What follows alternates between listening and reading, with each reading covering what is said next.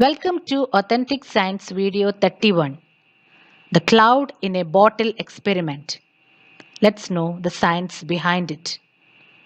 After the presentation, we will know why all clouds don't rain. Before going to the experiment, let's see what is adiabatic expansion.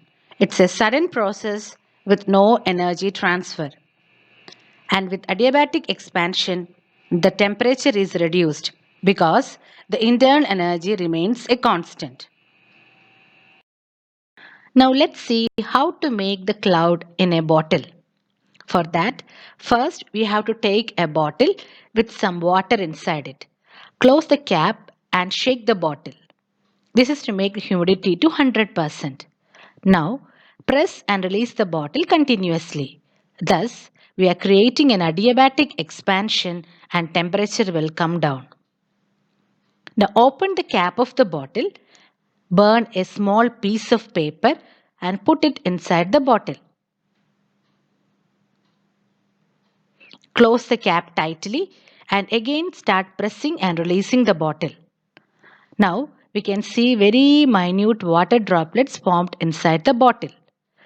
The water vapor inside the bottle should condense and the smog becomes a catalyst and start the condensation. Now open the cap of the bottle and try to release the smoke. We can see the smoke coming out. Now again close the bottle and press and release it continuously. Then also we can see the small water droplets form inside. These water droplets have very small size, about 1/100th of a millimeter, and is remaining suspended in air. This is known as cloud. Now let's see how are clouds formed in atmosphere. As height increases, the temperature and pressure comes down. So, this air filled with water vapor slowly when goes up by adiabatic expansion the temperature reduces and this water vapor will condense to form small water droplets and thus the clouds are formed. Now how these clouds become rain? This is mainly by two processes. One is coalescence process and the second one is Bergeron process.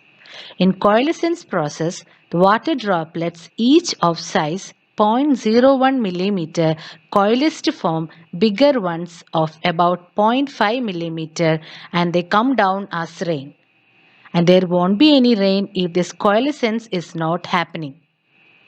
And second one is Bergeron process which occurs in cold countries.